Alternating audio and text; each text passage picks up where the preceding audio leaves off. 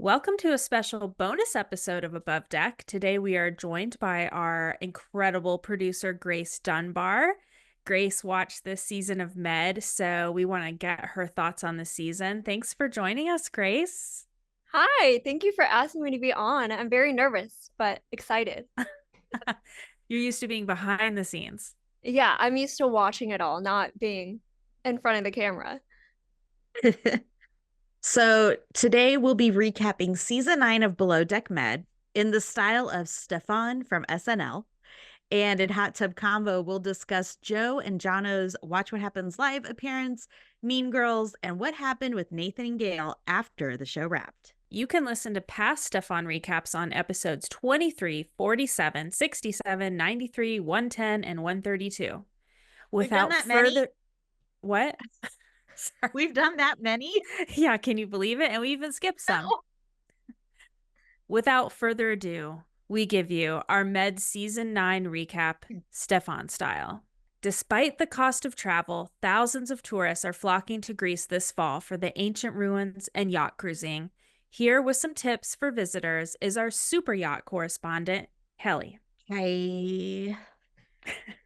Now, Kelli, the last time we did this, you mentioned some very bizarre party themes and activities, and I'm just hoping that this time will be different. So let's say some of our listeners want to go to Greece and perhaps charter a yacht. What would you recommend for them? If you're looking for fun, I have just the place for you. Greece's hottest yacht is Moustique. Inspired by the smell of leaking... Inspired by the smell of leaking forward cabin, this boat has everything. Broken plates, fart jokes, colorful beads attached to your laundry, Greek drag queens, MILF manor stars, silent discos, and a second stew with a superiority complex. I guess that does sound pretty fun, but who is the captain on board? Captain Sandy is back, and this time she's proposing. She and Aisha will mention the proposal in episodes 2, 4, 6, 7, 9, 10, 12, 14, 15, and 16. But she won't propose until the last episode. Well, that certainly is something to look forward to. What kind of parties can guests expect to have? Located in a dirty bathroom stall at a bar, Athens' hottest club is called Burn Book. This club is managed by an Irishman in a black turtleneck and a fanny pack. And at the door, the password is Brothers. The inside is sick. There are violins, drunk mermaids, togas, missing laundry, ancient ruins, shiny vests, and cheeky little sausages. And bonus, you can get your pimples popped by a deckhand at no extra charge. Just don't call her princess. I'm sure some of our listeners might be into that, but what about those that are just there for the food? If you don't care about culinary training and won't die if you eat raw fish, then I have the place for you. Greece's hippest restaurant is called Sponge Cake. If you like the overpowering taste of ginger, deconstructed desserts, architectural features, clear lemon drops, and being fed lobster like a choo-choo train, then this place is for you. That sounds unusual. So what kinds of activities can guests do off of the boat?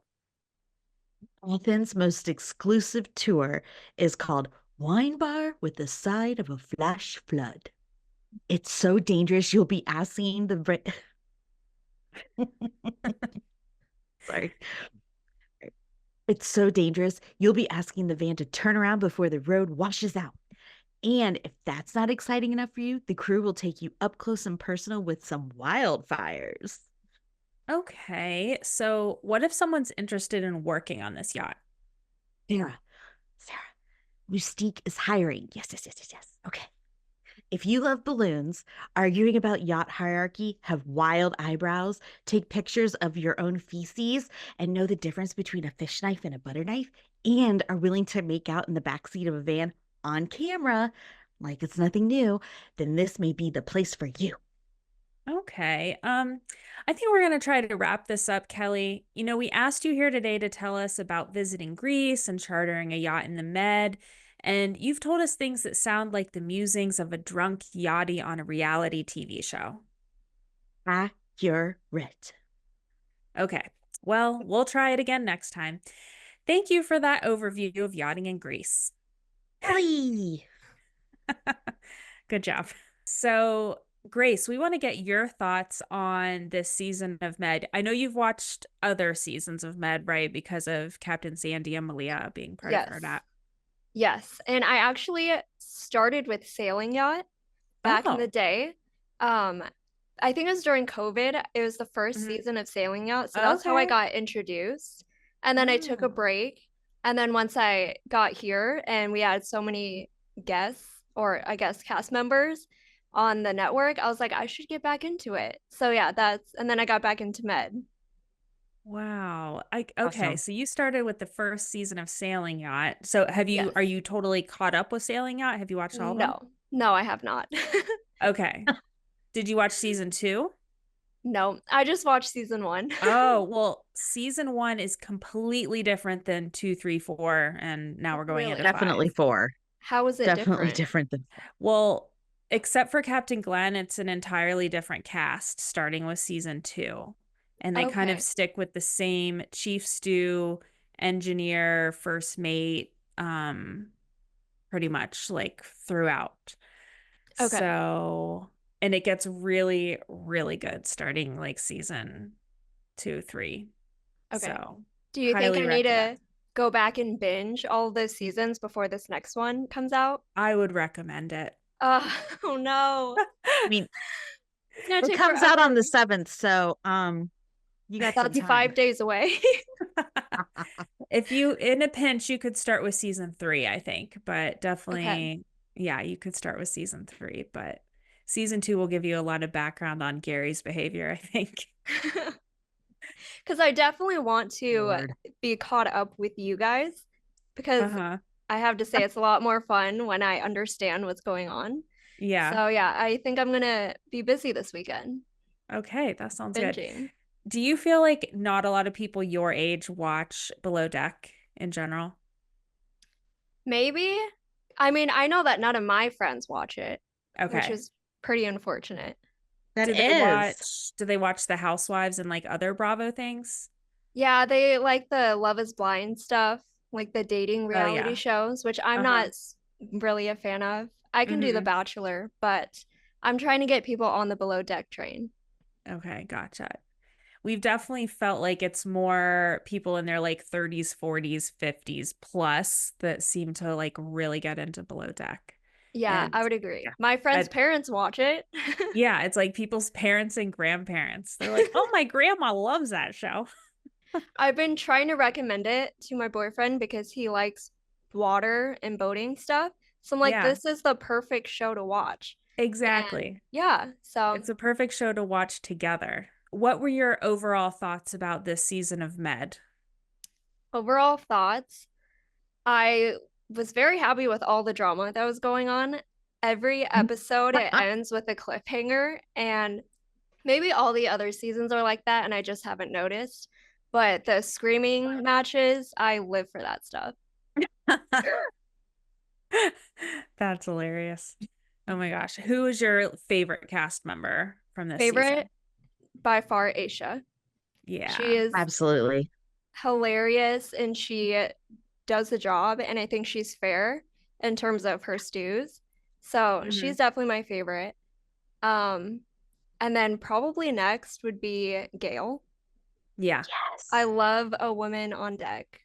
Yeah, I do too. And I love their relationship. They were so cute together as roommates and just buddies. I agree. And I've been watching the after shows on YouTube, and Gail and Aisha they do interviews together, and I was like, that was totally planned. Absolutely. That's awesome. So cute. So we just did your podcast, Minimum Rage, which just came out this week. And it was so fun for us to do like a guest spot on another podcast. So thank you so much for that opportunity.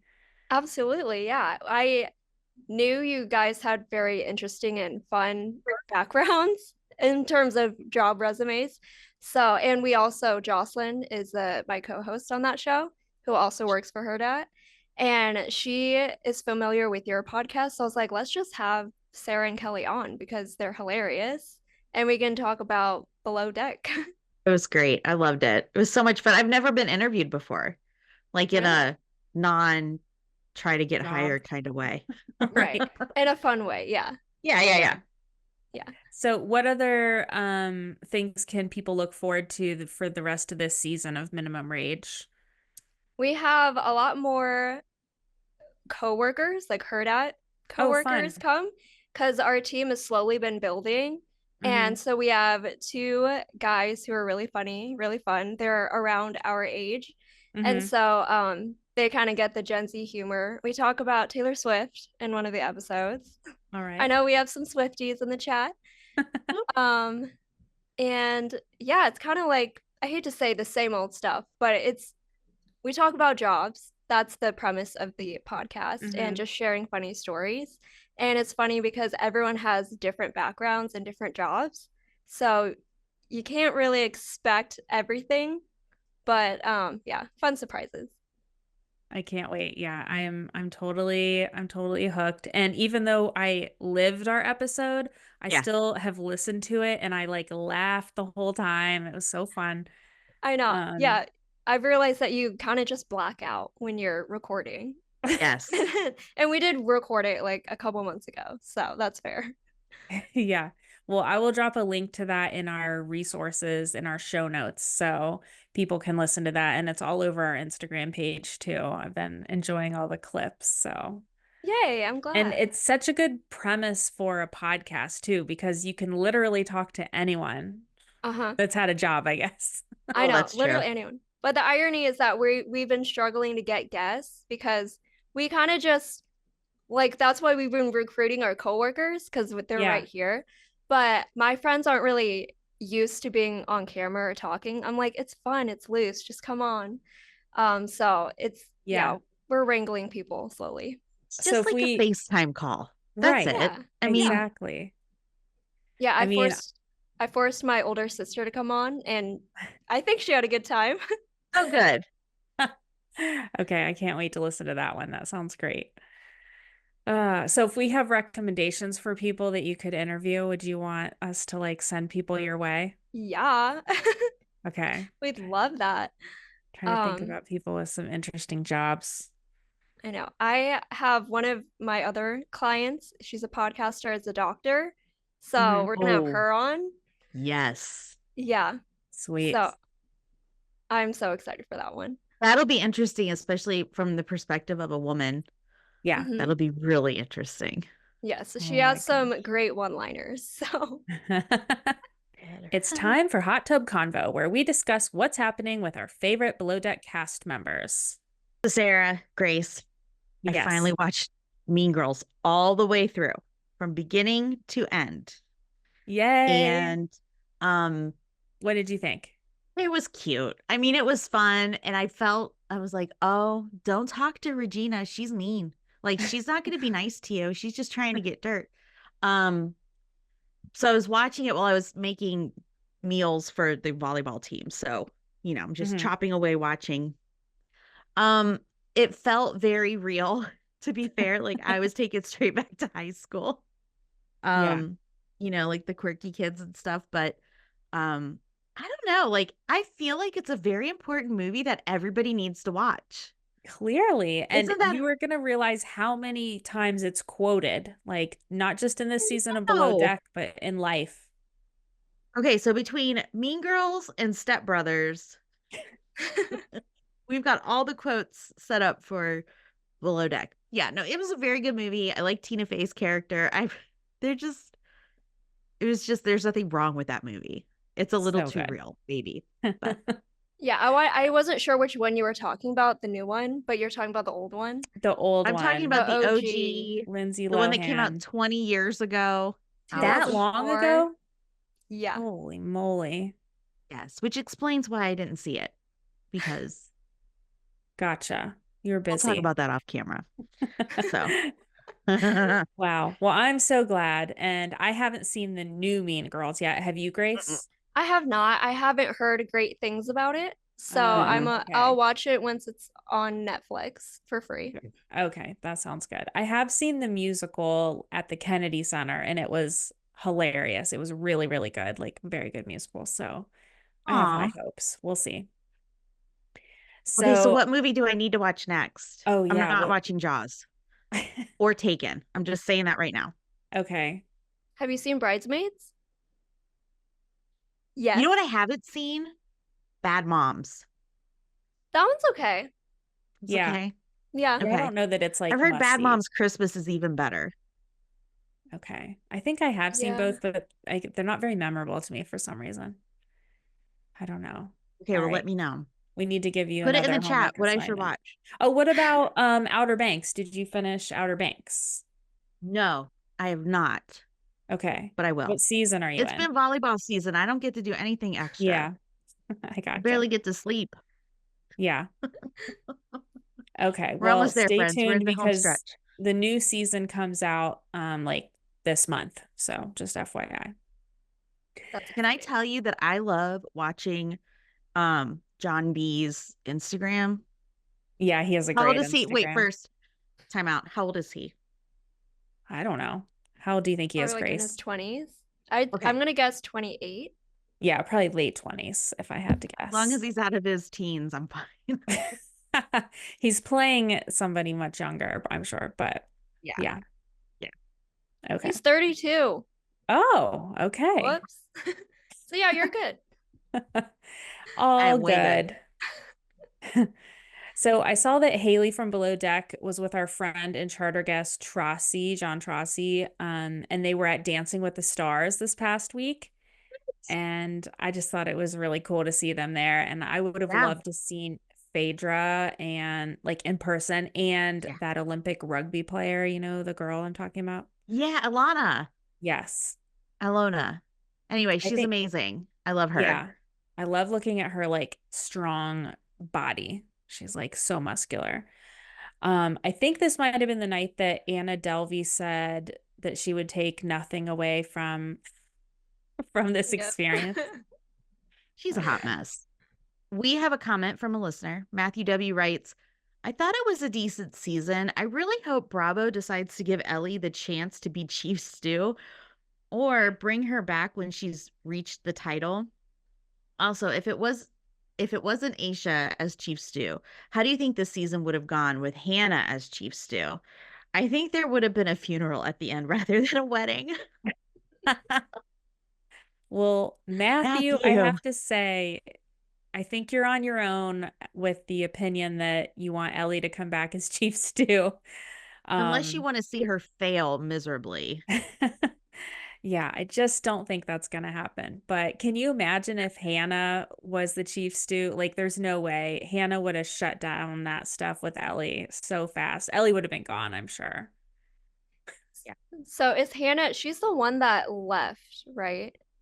She was fired. Told to leave. Because she had stuff she wasn't supposed to have on board. Correct. Right. This is very I remember that part. Yeah. Yeah. Yes, exactly. So yeah, there's a lot of people that stopped watching Below Deck Med after Hannah was fired. But Hannah and Sandy have since made up, so things are all good. We can all watch. So Jono and Joe were on Watch What Happens Live virtually last week, and Joe said he said he left on good terms with all three stews. I think that might be debatable. He and Nathan did not get to travel together because I guess Nathan was with Gail, and anyway, it didn't happen. Yeah. And Jono said he regrets the sponge cake dessert. And Andy asked Jono what the biggest mess up with his laundry was during the season, and he said Bree gave him Sandy's undergarments. He called it laundry. I'm sorry. Yes. How do you mess that up? How is that not on the show? So crazy. Oh dear. That's not good. Well, the last Below Deck Med after show aired last week, and we finally found out what happened with Gail and Nathan. So here's a short recap. They traveled together for a while, and then she had to go back to Australia. He started a new job and called things off. And it sounds like they were kind of on again, off again. And she said she wishes they had just stayed friends. And then a sudden turn of events. Last week, the two of them started dropping hints that they were still together. Then they posted a joint photo of them kissing with the caption rekindled. And as of their last story, they are in Palma, and it looks like they're having so much fun together. And I absolutely love the reel of that, or the story of them with the beds, the single beds turned horizontally, and they fall in to the beds. It's just super fun. It just looks like they're having fun, and I love it. Yeah, they look like they're having a blast. Did you see the one? I think it was the first night after the charter season ended, and they were like climbing around on roofs and Greece and like sneaking into swimming pools and like just being like really silly. So I want to do that. Yeah, I think they're having a good time. So happy ending. So there was also more on the after show about Sandy and Leah's wedding. And you got to see a lot more of the ceremony, and you got to see Aisha and Kate's speeches. And the cast also talks about Ellie, Bree, and Joe drama after the season. It's a little convoluted, but it sounds like Joe and Bree met up in LA. Joe says nothing happened. And then right after that, Joe and Ellie saw each other in Florida, and he bought her flowers and a card, and she's like offered him a massage. And he said no. She said it was just a professional thing, not sexual at all. Yeah, right. We all know how those go, right? And he really didn't want it. And he told her his grandmother was in the hospital and he was waiting for a phone call from his mom. It's just very convoluted. And so he also told her that she couldn't post any photos of like the two of them together because people would talk. And then when he was in LA, he was posting photos with Bree. So of course that really pissed Ellie off, and he did kiss Bree when they were in LA. And I mean, overall, it just sounds like same old, same old. He's playing both sides. Joe. Okay, Grace, what did you think of Joe's eyebrows? Were they like... I didn't mind them. I like a bushy eyebrow, honestly. I think it's better than thin, but... That's true. Better than overplucked, yeah. Yeah, he's a very good-looking man. He is. Can you understand everything he says? No, I definitely cannot. I always have to have subtitles on, but that's for like everything I watch. But yeah, that is a good hack, though. I recently have started putting subtitles on lots of things, and it just, you don't miss all the like little jokes and things. So it helps. Well, that's a good point. Yeah, it really helps with Below Deck with all the accents too, for sure. I agree. Well, I can't believe Joe's doing that, but then at the same time, I do believe that Joe is doing that. So, like, did they end the season with Carrie, or did he? I don't remember what happened. Oh, I remember. And let me tell you, on Watch What Happens Live, Andy Cohen brought this up many times, that Joe was unable to perform that night because of drinking so much. Right. I didn't know if that was just like a cop out, if he was just teasing her and being like, oh, actually. I think he was just too drunk to do anything. And yeah, Andy brought it up like 3 times, and then he was like, why do I keep bringing that up? It's getting a little awkward. Well, to be fair, he didn't really go very far with the other two. So maybe it's a performance issue with anxiety. Not saying like anything below the belt. Performance issues. Maybe it's just like, maybe his heart wasn't in it, Sarah. That's what I'm trying to say. Yeah, could be. All right. You're like, I can't imagine how awkward it is because you're on camera. I know. Unless you're in the bathroom, but you're on even camera. Still hear things. You're in bunk beds. Yeah, exactly. The happy news is Sailing Yacht returns next week. Long awaited. So we'll be back next week with a recap of Sailing Yacht Season 5, Episode 1. Very excited. Beginning for us. Well, thanks, Grace. This has been super fun. Yes, thank you for having me on. I was trying to not get confused because I was also watching season 8 at the same time. So I was getting my plot lines mixed up. But yes, thank you for having me. You did great. Where can people find you or your podcast online and that kind of thing? Yeah, we're on Instagram, just at Minimum Rage Podcast. And then I do have a cat. He has his own TikTok. It's at thereal.david the cat. So if you want to see some cat content, you can find us there too. And who doesn't want to see cat content? It's my favorite kind of content. Well, that's it for this week's episode of Above Deck. Thank you to our team at Hurrdat Media, especially Grace, who you're here right now, so I can thank you in person. And please subscribe on Apple, Spotify, or wherever you get your podcasts. Don't forget to tell a friend, and please rate and review us 5 stars only. Please follow us on Instagram at abovedeckpod, and you can email us at abovedeckpod@gmail.com. And you can always watch our episodes on the Hurrdat Media YouTube channel. Until next time, I'm Kelli Busby. And I'm Sarah Goldman. We'll see you next week.